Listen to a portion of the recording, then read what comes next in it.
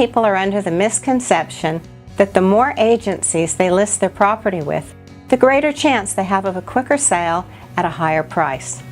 Vendors imagine a general listing will result in a scenario where desperate real estate salespeople will fight amongst each other to find a buyer so that they can claim the commission on the property. Unfortunately, this rarely happens.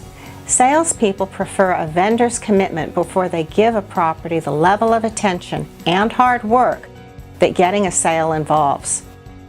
Vendors have a much better chance of success selling a home through a sole agency, where the owner engages one company and gives that company exclusive rights to sell their home. The main difference between exclusive agencies and general listings is the level of responsibility and service that the listing gets. When a vendor lists their property as a general listing, no one real estate consultant has the specific responsibility or incentive to look after that property. What's the point of a salesperson working hard, putting together brochures, promotional material, and feedback reports when the property could be sold by someone else tomorrow? Unless they're a newcomer to the business and desperate for a sale, consultants tend to put the general listing to one side and concentrate on the listings they know are theirs alone. After all, if there's little or no commitment from the vendor and generally little, if any, budget for marketing, a salesperson has no guarantee of ever selling or being paid. So, the lack of responsibility leads to the sales process being conducted at a much lower standard than normal, and often means it lingers on the market. And the longer it sits there, the more it gives the prospective buyers the impression that there's something wrong with it.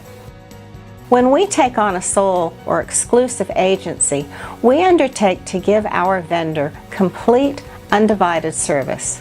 We accept total responsibility for getting the property sold for the best possible price.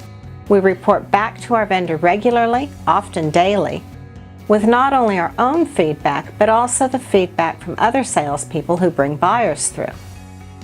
Given a sole agency, we work hard to get to know the property intimately. We bring fellow team members through and explain the selling points of the property so they too can be on the lookout for interested buyers.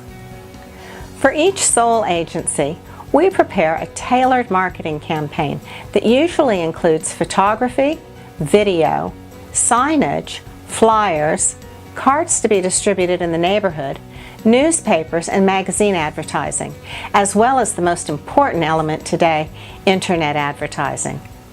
General listings, on the other hand, are rarely advertised by a real estate agency, so lack of exposure to buyers is a major handicap to a successful sale.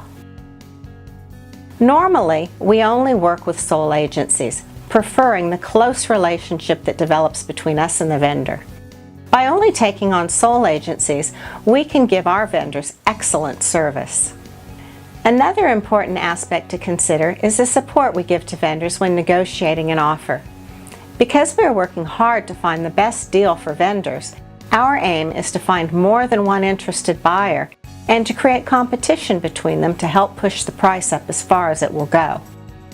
Once a salesperson brings a buyer for a property on a general listing, there's no motivation to go and find another buyer to negotiate with. The only negotiation tends to happen between the vendor and that single buyer.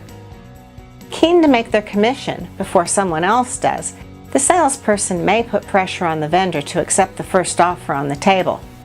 Unless vendors are prepared to keep on waiting, it's likely the price of the property will be forced down. Without the strong advocacy of an exclusive agency, vendors may well be hurting themselves and the bottom line when trying to sell their home.